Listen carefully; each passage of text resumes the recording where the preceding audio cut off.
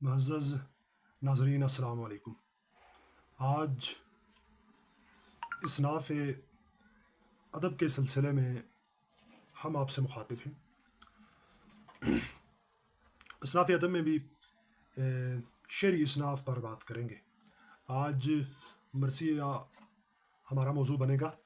مرثیہ دراصل اس لیے موضوع بنایا گیا ہے چونکہ آج کل محرم کے دن ہیں۔ محرم کے ان دنوں میں نوحہ مرثیہ اس پہ بہت بات ہوتی ہے۔ یہی وجہ ہے کہ ہم بھی آج مرثیہ بنیادی مباحث اس موضوع پر بات کریں گے۔ سب سے پہلے یہ جان لینا ضروری ہے مرثیہ کیا ہے، تو اس کے لیے ہم نے مرثیہ کے تعارف پہ بات کرنی ہے۔ مرثیہ لفظ رسا سے نکلا ہے، جس کے معنی ہے رونا، آہ و بکا کرنا، گریہ زاری کرنا، جبکہ نظم کی اصطلاح میں مرثیے سے مراد ایک ایسی نظم ہے جس میں کسی مرنے والے کے اوصاف، اس کی خوبیاں، اس کے جو کارنامے ہیں، ان کو درد و غم کے رنگ میں ڈوب کر بیان کیا جاتا ہے۔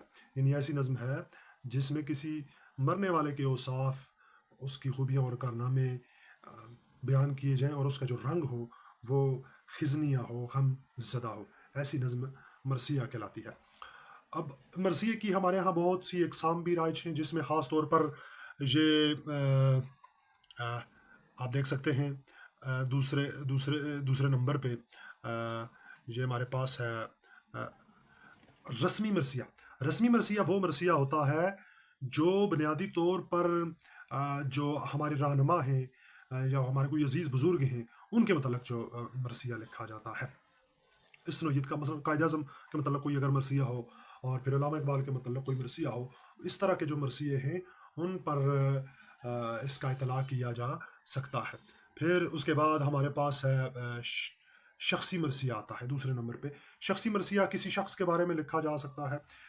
بہت سے لوگوں نے لکھا، مثلا سب سے پہلے مولانا الطاف حسین علی نے اپنے استاد مرزا اسد اللہ غالب کے بارے میں جو مرثیہ لکھا ہے وہ جو ہے اس پر جو ہے وہ شخصی مرثیے کا اطلاع کیا جا سکتا ہے۔ مثلا وہ شعر ہے اس کا کہ ایک روشن دماغ تھا نہ رہا، شہر میں ایک چراغ تھا نہ رہا، تو یہ جو مرثیہ ہے یہ شخصی مرثیے کی ذیل میں یہ بات آتی ہے۔ اس کے علاوہ دوسری جو مرثیے کی سب سے اہم اور معروف قسم ہے وہ ہے کربلائی مرثیہ، جس میں حضرت امام علی مقام اور ان کے جو جانثار ہیں ان کی قربانی کا تذکرہ جو ہے وہ غم کے پیرائے میں کیا جاتا ہے۔ اس کو کربلائی مرثیہ کہتے ہیں، جو سب سے معروف قسم ہے۔ بلکہ آج اس دور میں بنیادی طور پر مرثیے کا اطلاق ایسی ہی نظم پر کیا جاتا ہے جس میں امام علی مقام اور ان کے ساتھیوں نے جس طرح سے جام شہادت نوش کیا اس کا بیان کرنا مرثیہ کہلاتا ہے۔ اردو میں جو زیادہ تر مرثیہ لکھا گیا ہے وہ بنیادی طور پر اسی واقعے کے اطراف میں لکھا گیا ہے۔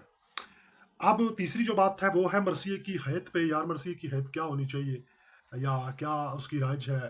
مرثیے کی حیت کے متعلق جو ہے وہ بہت سی جو ہے ویسے ہمارے ہاں موجود ہیں۔ مثلا یہ آپ دیکھ سکتے ہیں مرثیے کی حیت جو ہے وہ کس حیت میں ہو، یعنی وہ کس شکل میں ہو، کس صورت میں ہو۔ مرثیے تو ویسے مختلف صورتوں اور حیتوں میں لکھے گئے ہیں، لیکن جو سب سے معروف ہے اس کی حیت ہے وہ مسدس ہے۔ مسدس یعنی جس کے ایک بند میں 6 مصرے ہوں، تو یہ سب سے اب مرثیہ جس میں لکھا جاتا ہے، پہلے بھی لکھا جاتا تھا، یہ سب سے معروف قسم ہے۔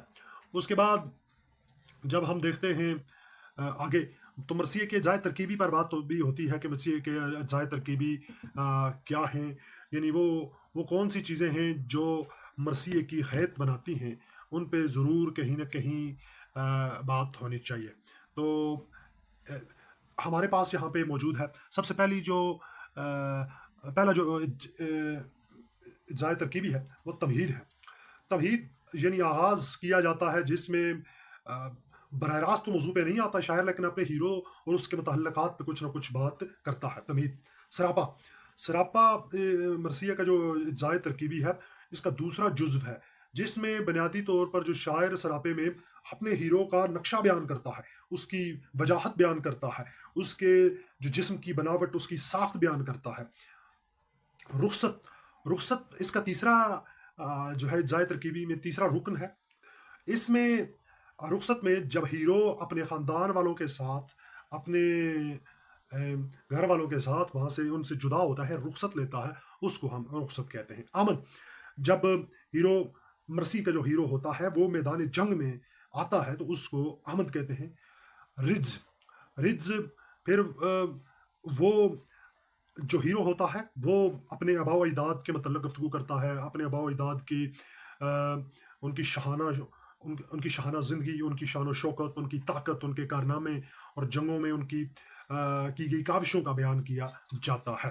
جنگ، اس کے بعد مرثیے میں جو مرثیہ نگار ہے وہ جو دو افواج آپس میں ٹکراتی ہیں اس کا نقشہ بیان کرتا ہے کہ کس طرح جو ہے وہ کس طرح تلوار چلائی جا رہی ہے، گھوڑے کس طرح جو ہے وہ جنگ میں استعمال ہو رہے ہیں۔ تو یہ سارے جو نقشے پیش کیے جاتے ہیں جو عموماً جنگ میں ہوتے ہیں، تو مرثیہ نگار بھی یہی نقشے کھینچتا ہے۔ اس کو جو ہے مرثیے کی اصطلاح میں، ذات ترکیبی کی اصطلاح میں جنگ کہتے ہیں۔ شہادت، پھر وہ مرحلہ آن پہنچتا ہے کہ جب مخالف اور باطل افواج جو ہے وہ غالب آ جاتی ہیں اور ہیرو جو ہے وہ جام شہادت نوش کرتا ہے، اس کو شہادت کہتے ہیں۔ جو آٹھواں اجزائے ترکیبی ہے وہ بین ہے، جب ہیرو شہید ہو جاتا ہے تو اس کے جو عزیز و اقارب ہیں وہ اس کے جانے کے غم میں اور اس کا غم مناتے ہیں، روتے ہیں، اس کو جو ہے وہ بین کہتے ہیں۔ آخری حصہ دعا ہے۔ دعا میں جو شاعر ہوتا ہے، مرثیہ نگار ہوتا ہے، وہی جو ہے وہ دعا کرتا ہے کہ اللہ تعالیٰ جو ہے ان کے صدقے میں ہمارے حال پہ بھی رحم فرمائے، اور خاص طور پر جو مخالفین ہوتے ہیں ان کے لیے بد دعا بھی یہاں پہ دی جاتی ہے، اور جو ہیرو ہوتا ہے اس کے لیے دعا کی جاتی ہے۔ تو یہ مرثیہ ہے۔ مرثیہ آج تو اب اس عہد میں جس دور میں جی رہے ہیں تو زیادہ اس کا اطلاق انہی نظموں پہ ہے، زیادہ تر یہ کربلا اور کربلا والوں کے بارے میں ہے۔ امام علی مقام اور ان کے ساتھیوں نے جس طرح جام شہادت نوش کیا اس کا بیان جو ہے وہ مرثیہ ہے۔ اب نوح بھی اس سے ملتی جلتی قسم ہے، لیکن نوح جو ہے وہ مستزاد نظم کی ایک قسم ہے، اس میں لکھا جاتا ہے۔ اب چونکہ نوح کا تعلق زیادہ تر وہ ترنم کے ساتھ پڑھنے کے سے ہے، یہی وجہ ہے نوح اور مرثیے میں فرق موجود ہے، چونکہ موضوع دونوں کا ایک ہی ہے، لیکن چونکہ بہت کم ایسا ہو سکتا ہے کہ مرثیہ جو ہے وہ مرثیہ اس کی حیث میں لکھا گیا ہو مستزاد کی حیث میں، جبکہ جو نوح ہے وہ مستزاد کی حیث میں لکھا جاتا ہے۔